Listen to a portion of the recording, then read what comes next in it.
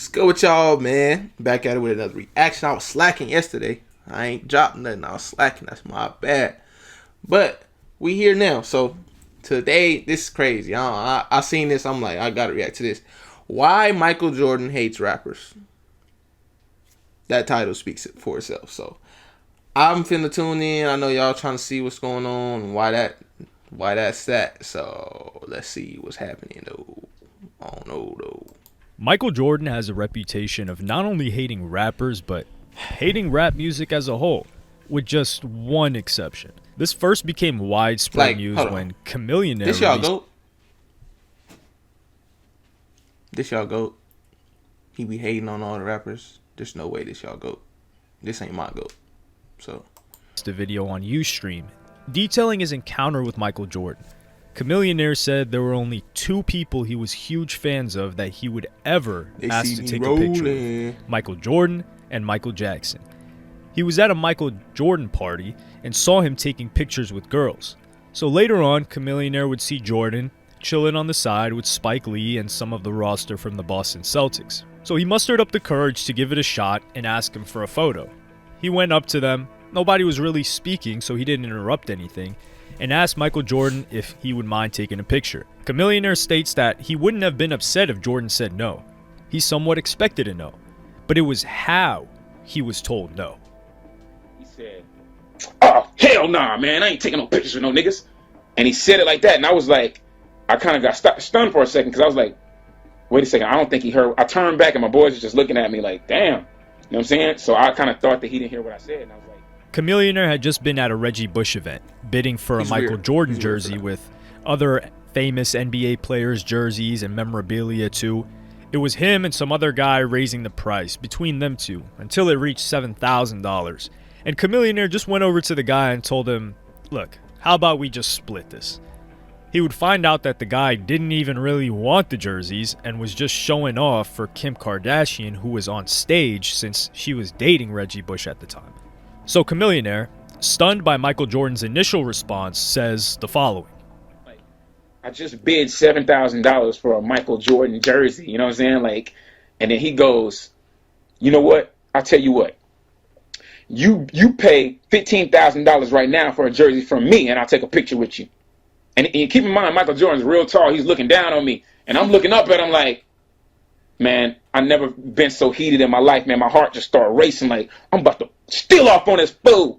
And I thought about all the times when I used to pause the little video game or the basketball game and draw the picture of this dude dunking. I thought about all the times when I seen John Starks come baseline and just dunk on them fools. I thought about the time when Allen Iverson crossed them over, and I was like, what? Jordan, how you let Allen Iverson cross you over? Like, big Michael Jordan fan. And it's just the way he did it. And then, who was it? Paul Pierce. So one of them was like, yo, hey, man, chill out. That's Chameleonaire, man. He was like, I don't give up. And he cursed.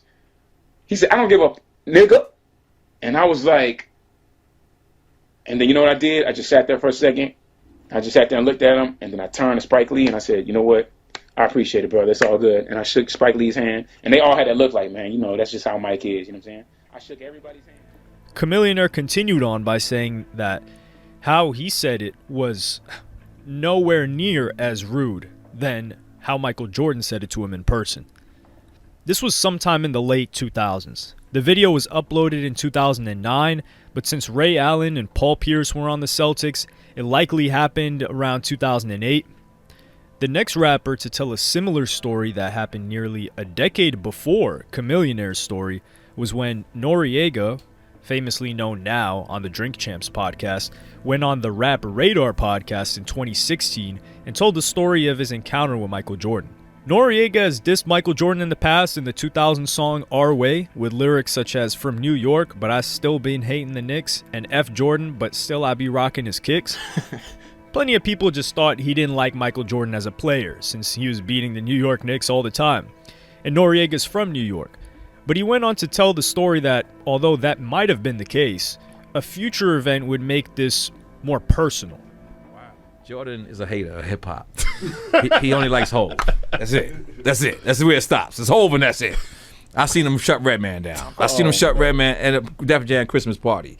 We were all sitting there waiting to speak to Michael Jordan, and nigga said, "Yo, Redman and Method Man is here." He said, "Fuck rap." Seen the nigga say that. I was like, this is my face. I'm like, I'm on the side of him. Like, look, Redman. That's going viral. Somebody's like, now, yeah, fuck it, quote me, but I believe it was Redman and Method Man, and I'm to the side, so I'm seeing, like, I could directly hear his voice. This wasn't. He was like, "Fuck rap." I was like, oh, that shit hurt me, yo. At the Def Jam Christmas, was he doing the Def Jam Christmas Def Jam party? Christmas party, my Fuck, dude. he doing the Def Jam Christmas Mariah party, you don't Carey like rap. hosting and shit like that. He only spoke the whole, but he spoke the whole. He spoke the whole. That's without a doubt. The first time Noriega told the story, he said it was Method Man and Redman that wanted to get the attention of Michael Jordan, who was at a 2002 Def Jam Christmas party for the release of Mariah Carey's album Charm Bracelet. He later says that he wasn't sure if it was Method Man, Redman, or Freeway, but he knew it was rappers from Def Jam. Noriega was close to Michael Jordan, who had 4 or 5 security guards around him, and overheard someone telling Michael Jordan that someone wanted to say hello to him. Because Nori said that pictures weren't really a thing back then, so perhaps they just wanted to say hi. Jordan asked, "Who's that?" And when he was told it was a rapper, his response was, And I remember Jordan saying, "Fuck rap." And that shit, yo, Oh, gosh. still hurts. It still hurts. And The internet was a different time when Chamillionaire posted his encounter. When Noriega posted it, it went ultra viral. This was 2016, and became one of the most talked about topics of that week on the internet. So much so that Michael Jordan decided to make a statement through one of his representatives who sent it to TMZ. Jordan's rep, Esty Portnoy, said, "MJ wasn't at this party, doesn't know Nori, and is a fan of all music. Drake is in his brand, and Nelly is a partner of his with the Charlotte Hornets." This put Noriega in a compromising situation. He was basically being called a liar by Michael Jordan. Like, why would he lie about that? So, Michael Jordan's capping, for sure. If people believe this, they would look at him negatively for trying to slander someone who's beloved within hip-hop. Thankfully for Nori, he had proof, and he sent out a tweet saying, "Does this look like a happy moment?" And it's a photo of Michael Jordan with Jay-Z at a Christmas party for Mariah Carey's album in 2002.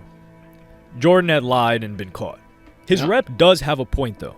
Drake does have a deal with Nike and Air Jordan, and if he didn't like rappers at all, he wouldn't have him represent his brand. In 2015, he was dancing to Drake's diss record towards Meek Mill's Back to Back in a video. In 2017, Michael Jordan even named a rapper as his favorite artist when asked who his favorite musician was at a basketball camp. I like all different kinds. I would say right now I'm more of a Drake fan.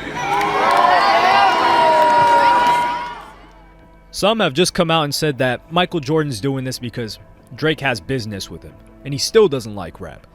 But if he hated rappers and didn't want to take any photos with them, why would he take a photograph with 2 Chainz, Common, Ludacris, Fat Joe, Nelly, and Fabulous? No need to mention a photo with Jay-Z, of course, since Nori even told us that was the only rapper that Michael Jordan liked at the time. Travis Scott, who's also a rapper and has a deal with Air Jordan and Nike, has been shown love by Michael Jordan. Not musically, but on a personal and business level.